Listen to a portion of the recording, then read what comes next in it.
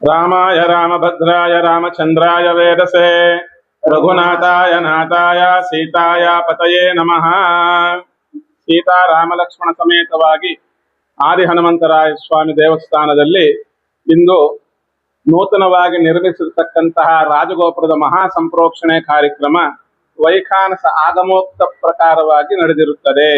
ವಿಶೇಷವಾಗಿ ಭಕ್ತಾದಿಗಳಲ್ಲೂ ಬಂದು ಭಕ್ತಾದಿಗಳ ಸಹಾಯದಿಂದ ತನು ಧನ ಮನ ಎಲ್ಲ ಕೊಟ್ಟು ಸಹಕರಿಸಿರ್ತಕ್ಕಂತಹ ಭಕ್ತಾದಿಗಳೆಲ್ಲರಿಗೂ ನಮ್ಮ ದೇವಾಲಯ ಪರವಾಗಿ ಆ ಸ್ವಾಮಿ ಅನುಗ್ರಹ ಪರಿಪೂರ್ಣವಾಗಿ ಅವರ ಮೇಲೆ ಇರಲಿ ಅಂತ ಬಯಸ್ತಾ, ಶತಮಾನಂ ಭವತಿ ಶತಾಯು ಪುರುಷ ಶತೇಂದ್ರಿಯ ಆಯುಷ್ಯೇವೇಂದ್ರಿಯೇ ಪ್ರತಿಷ್ಠತಿ. ಮುನಿಯಂಟಿಪಾಳ್ಯದಲ್ಲಿರುವ ನೆಲೆಸಿರುವ ಆದಿ ಹನುಮಂತರಾಯ ದೇವಸ್ಥಾನ ದ್ರೌಪದ ಕಾಲದಿಂದ ಬಂದಿರುವಂತಹ ದೇವಸ್ಥಾನ ಇದು. ಹಾಗೂ ಇದಕ್ಕೆ ಮೊದಲೇ ನಾವು ಸುಮಾರು 25-30 ವರ್ಷಗಳಿಂದ ಈ ದೇವಸ್ಥಾನವನ್ನು ಅಭಿವೃದ್ಧಿ ಪಡಿಸ್ಕೊಂಡು ಬರ್ತಾ ಇದ್ದೀವಿ.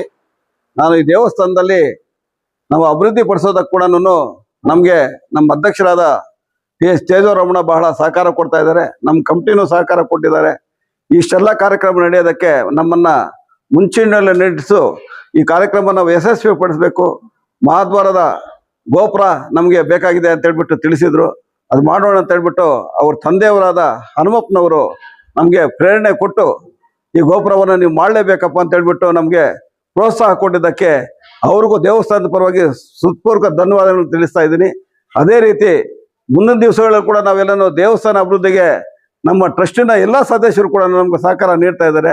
ಅದಕ್ಕಂತ ಮೊದಲು ನಮಗೆ ಎಲ್ಲ ರೀತಿಯಲ್ಲೂ ಕೂಡ ಯಾವುದೇ ನಾವು ದೇವಸ್ಥಾನದ ವಿಚಾರದಲ್ಲಿ ಯಾವುದೇ ಕೇಳಿದ್ರು ಕೂಡ ಅಣ್ಣ ನೀವಿರೇನ ನೀವು ಮಾಡ್ರಣ ನೀವು ಅಂತ ಹೇಳ್ಬಿಟ್ಟು ನಮಗೆ ಪ್ರೋತ್ಸಾಹ ಕೊಡ್ತಾರೆ ಅಂತ ಹೇಳಿದ್ರೆ ಯಾರೂ ಕೊಡೋಕ್ಕಿಲ್ಲ ಅಂತ ಅಷ್ಟ ಪ್ರೋತ್ಸಾಹ ನಮಗೆ ಕೊಡ್ತಾ ಇದ್ದಾರೆ.